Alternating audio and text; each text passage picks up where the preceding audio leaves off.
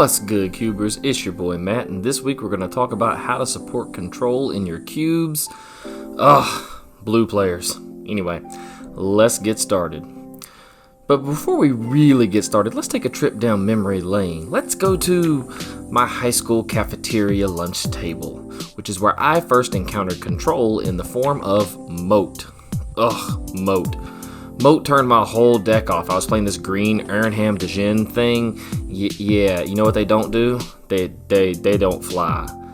And so my buddy would just invest all his time in protecting Moat, and then eventually he would play Sarah Angel and beat me to death with it. And anything that I tried to do to remove the Moat would get counterspelled. What this deck really did was it just shut me down, countered anything that I tried to do to remove the prison card, Moat, and then it would play a generic flyer, or the best flyer at the time I suppose, Sarah Angel, to beat me. Let's flash forward to my very first F&M, where every time I tried to play something, my opponent would cast Nevinrall's Disc and wipe my board.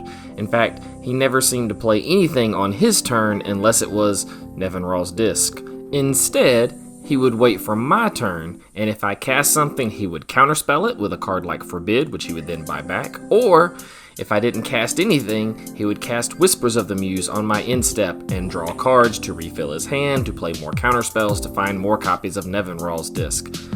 Yeah, this was a great matchup for me. Those of you who are as old as I am might recognize this deck as old school draw go. And how did this deck win? Well, most people won with this card, Stalking Stones. This card sucks.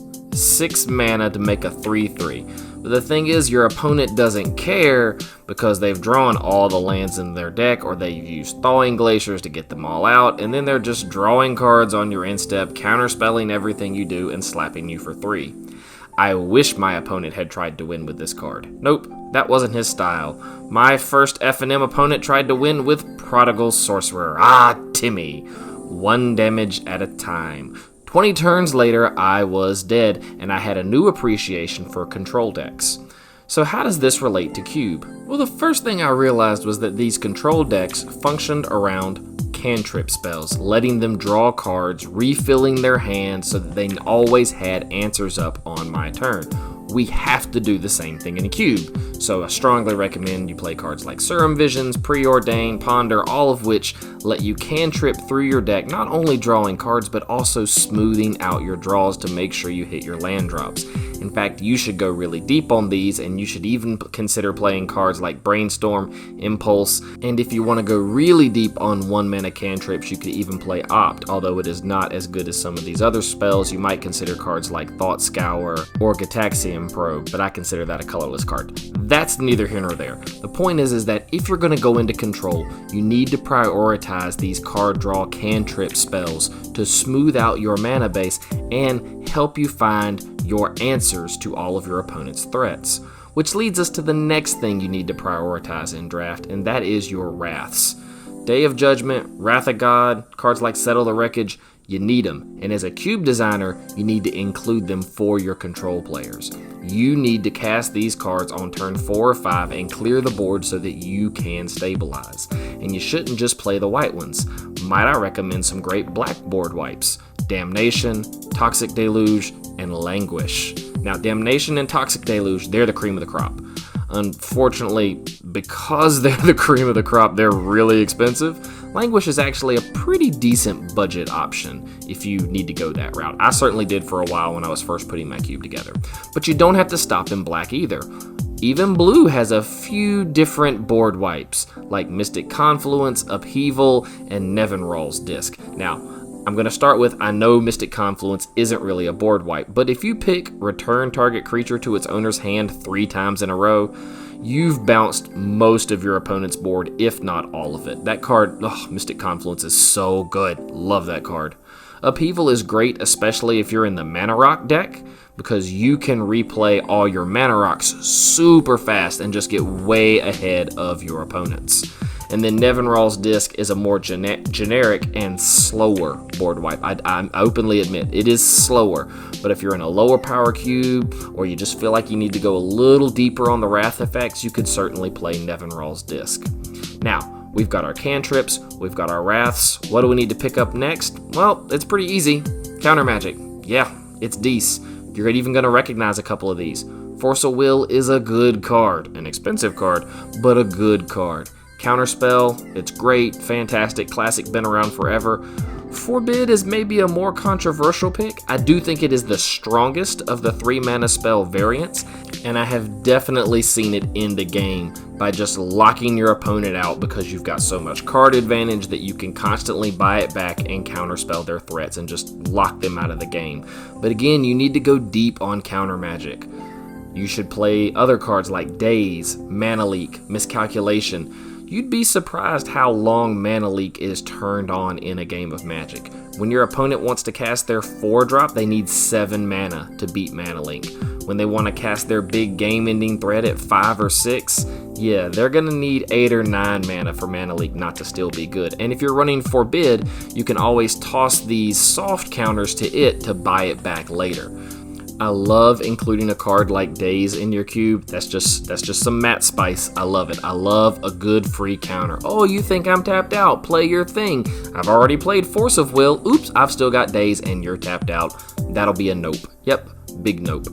If you haven't noticed yet, one of the important things that we can draw is that there is no control without blue. There is no control without blue. Everything else is just mid-range. You need blue card draw. You need blue counter spells. So, after we've got our counter spells and our card draw all lined up, then maybe we think about some spot removal.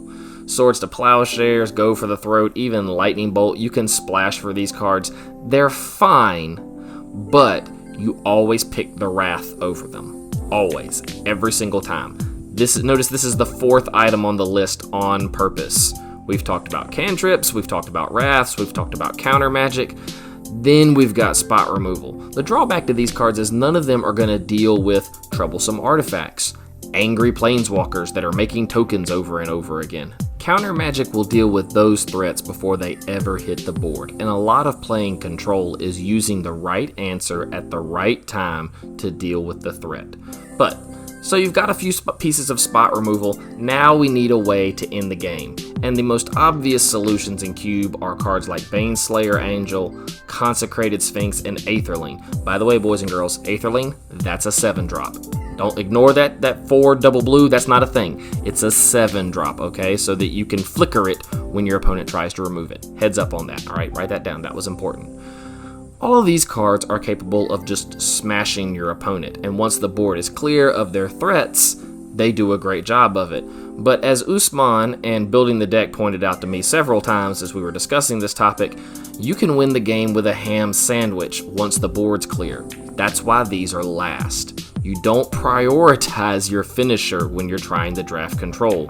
You prioritize the Wraths, the cantrips, the counter spells, maybe the spot removal, and then if you're stuck, hey, you just win the game with a manland. Celestial Colonnade, a 4/4 white blue creature with flying and vigilance that's still a land. Done. You've got a Sarah Angel on a stick.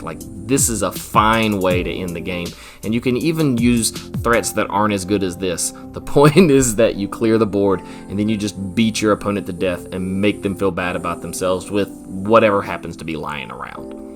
Now, the tricky part about control is getting into the deck and realizing that you're in control. And one of my favorite ways, maybe one of the better ways to get to or end up in the control deck is to draft your lands, kiddos. A lot of times if I end up first picking Underground Sea or Tundra, I find myself later in the control deck. So drafting your lands is key. The control deck cannot have mana problems early. You need all your answers turned on. That means you draft your fetch lands as well so that you can go mana fix yourself. And you even draft your off-color fetches. Look at Scalding Tarn right here. Scalding Tarn seems like a card that a beginning cuber might pass on cause it's, quote, not in my colors. But Scalding Tarn in an Esper deck will fetch either Underground Sea or Tundra, fixing your mana in either direction. So don't forget to draft your off-color fetches as well, because they can still mana fix you and grab those duels that you need. Well, that's going to do it for today, Cubers. I want to take a minute and give a big shout out to all the guys on the MTG Cube brainstorming Discord for letting me bounce some ideas off of them about this topic. It was really, really helpful. I hope you enjoyed this video. Let me know if there's any other archetypes that you want me to cover in Cube or any other types of decks that you want me to do some videos on. Just put it down there in the comments below. I promise you, I'm paying attention. I'm making a list, checking it twice. Be sure to hit the like and subscribe button, ring the little bell. You can follow us on the Twitter @cubefortwo. And as always, and until next time, shuffle up and keep cubing, my friends.